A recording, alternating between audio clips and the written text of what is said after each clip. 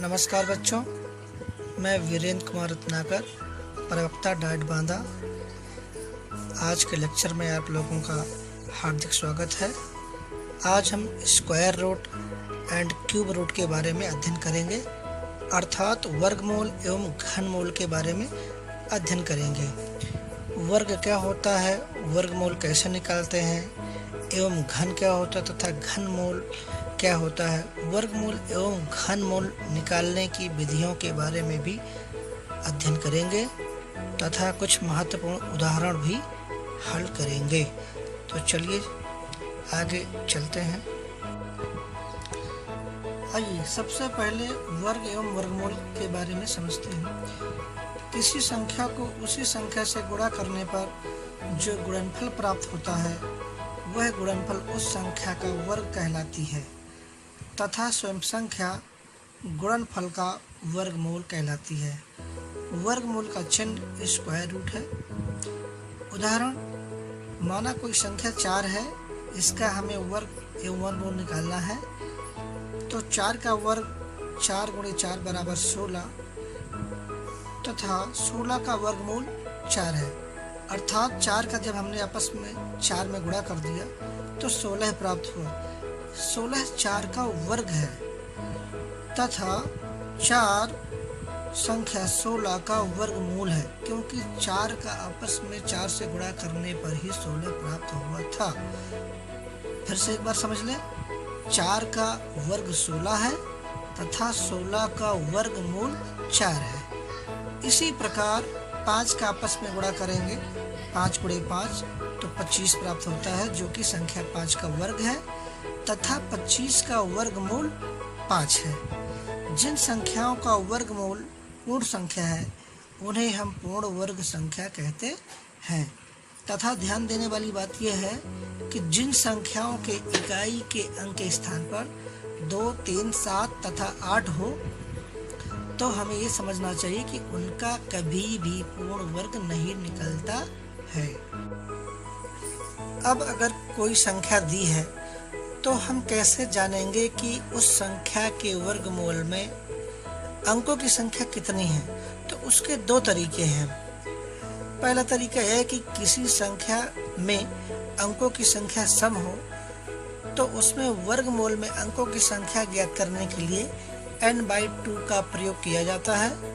तथा दूसरा तरीका, यदि संख्या में अंकों की संख्या विषम हो तो वर्गमूल में अंकों की संख्या n+1/2 से ज्ञात करते हैं। यहाँ पर n क्या है? संख्या में अंकों की संख्या। इसको समझने के लिए एक उदाहरण, माना हमने एक संख्या लिया 9604। अब इसमें हम देखते हैं कि अंकों की संख्या सम है, यानी 1, 2, 3, 4 अंक हैं। तो अब इसमें हमें इस संख्या के वर्गमूल में अंकों की संख्या ज्ञात करना है। तो इसका फार्मूला होता है n/2। n क्या है? यहाँ पर संख्या में अंकों की संख्या। यहाँ पर अंकों की संख्या कितनी है? 1, 2, 3, 4, अर्थात n बराबर 4 है। ठीक है, और फार्मूला होता है n/2, अर्थात 4/2 = 2। इस प्रकार से हम ज्ञात कर सकते हैं कि ऐसी संख्या जिसके अंकों की संख्या सम हो तो उसका वर्गमूल 2 अंकों का होगा। ठीक है, एक उदाहरण ले लेते हैं 9801।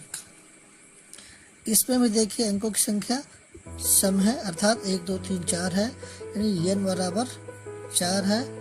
अतः इसके वर्गमूल में अंकों की संख्या कितनी होगी? n/2 यानी 4/2 = 2।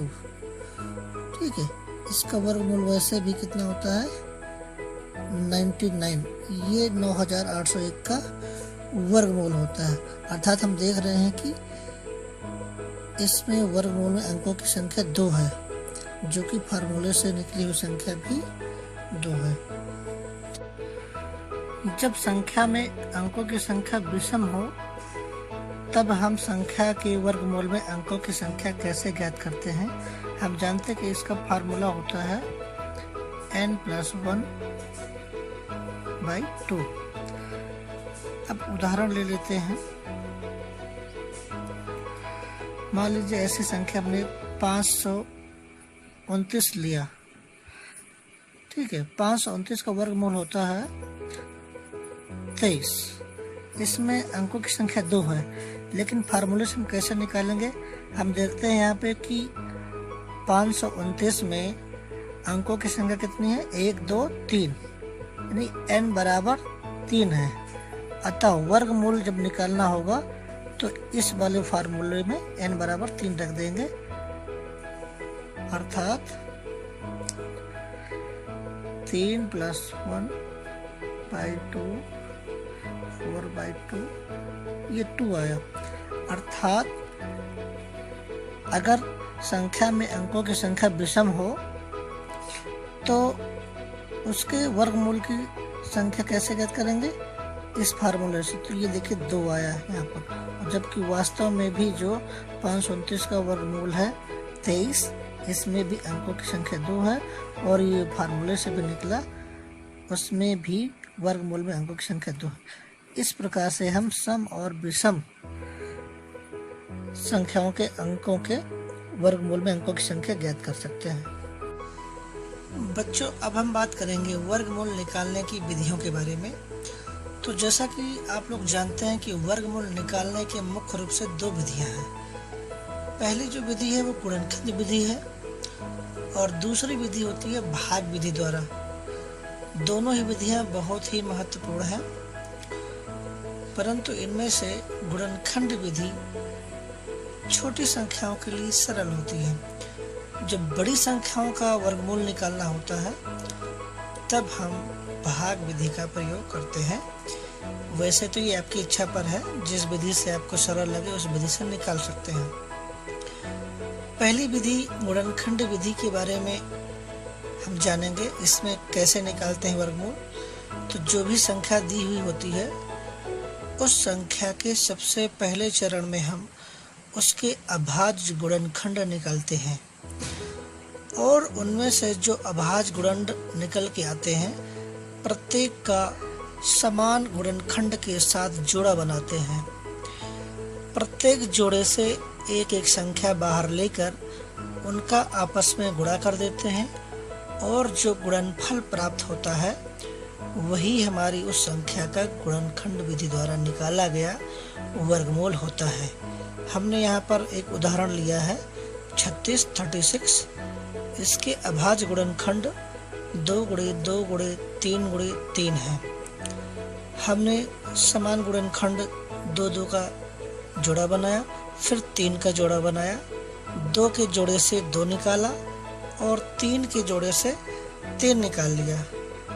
इस प्रकार 2 और 3 का आपस में जब गुणा कर दिया तो 6 प्राप्त हो गया। तो यह गुणनखंड विधि द्वारा 36 का वर्गमूल 6 आया। यही हमारा अभीष्ट 36 का वर्गमूल है। अब हम बात करते हैं भाग विधि द्वारा वर्गमूल निकालने की विधि। इसमें क्या करते हैं कि जो भी संख्या दी गई होती है इसमें हम संख्या के पीछे से यानी दाएं साइड से जोड़ा बनाते हैं। जैसे कि यहाँ देख रहे हैं संख्या 1024 दी गई है, तो पीछे से 4 2 का जोड़ा बनाया, फिर 0 1 का जोड़ा बनाया, अर्थात हमें 2 जोड़े प्राप्त हुए, एक 10 का जोड़ा और एक 24 का जोड़ा। फिर हम जो पहला जोड़ा होता है 10, ऐसी मिनिमम संख्या का भाग देते हैं जिसका उसमें आपस में गुणा करने पर संख्या 10 से आगे न जाए, अर्थात 3 से भाग देते हैं। 3 त्रिकाई 9 प्राप्त हुआ। अगर यहाँ पर हम 4 लेते हैं तो 4 चौके 16 करेंगे तो जो जोड़ा है 10 उससे बड़ा हो जाएगा, अर्थात ये सही नहीं माना जाएगा। 3 से भाग देते हैं तो 9 आया। पहले जोड़े में 9 घट गया, बचा 1, और फिर दूसरा जोड़ा जो 24 है उसको उतार लेते हैं हम। इस प्रकार संख्या प्राप्त हो गई 124। और फिर पहले हमने जितनी संख्या से भाग दिया था अर्थात 3 से भाग दिया था उसमें पुनः 3 जोड़ देते हैं, 6 प्राप्त हुआ। अब हम 124 में 6 का भाग देते हैं और जितनी बार भाग देंगे उतने का ही गुणा करेंगे और 6 के बगल में उतनी ही संख्या लिखेंगे, अर्थात 2 बार ले जाते हैं तो 62 में 2 का गुणा करेंगे 124, जो कि पूरा कट गया। इस प्रकार से भाग विधि द्वारा 1024 का वर्गमूल 32 प्राप्त हुआ। यही हमारा अभीष्ट वर्गमूल है। इस प्रकार हमने वर्गमूल निकालने की दोनों विधियों का अध्ययन किया। आशा करता हूँ आपको समझ में आ गया होगा और घनमूल निकालने की विधियों के बारे में अगले वीडियो में अध्ययन करेंगे।